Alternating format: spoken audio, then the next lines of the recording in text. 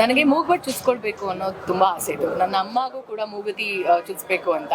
So Navratri ಇತ್ತಲ್ಲ, so ಈ ಒಂದು ಬೆಸ್ಟ್ ಟೈಮ್ ಮೂಗ್ಬಟ್ಟಿಗೆ ಚುಚ್ಕೋಬೇಕು ಅಂತ, PS ಮಾಡಿಸ್ಬೇಕು ಅಂತ.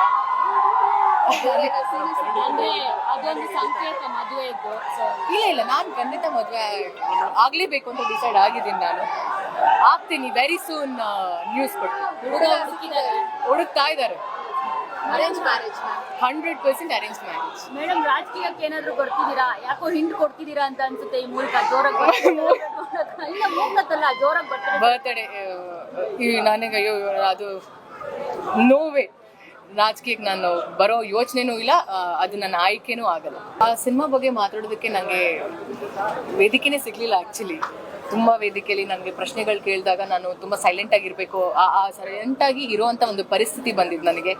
ಸೊ ಸಿನಿಮಾ ಟ್ರೇಲರ್ ರಿಲೀಸ್ ಆದಾಗ ಪ್ರತಿಯೊಬ್ಬರು ಕೂಡ ಪ್ರಶ್ನೆ ಕೇಳಿದ್ರು ನನ್ನ, ಯಾಕೆ ಬೈ ಒಂದೇ ಶಾಟ್ ಅಂತ, ಒಂದು ಶಾರ್ಟಲ್ಲಿ ಬಂದು ಹೋಗ್ತಾರೆ ಅಂತ.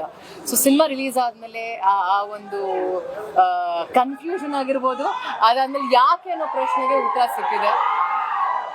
ಸೊ ನನಗೆ ತುಂಬ ಒಳ್ಳೆ ರೆಸ್ಪಾನ್ಸ್ ಸಿಕ್ಕಿದೆ, ಒಳ್ಳೆ ಅಪ್ರಿಸಿಯೇಷನ್ ಸಿಕ್ಕಿದೆ.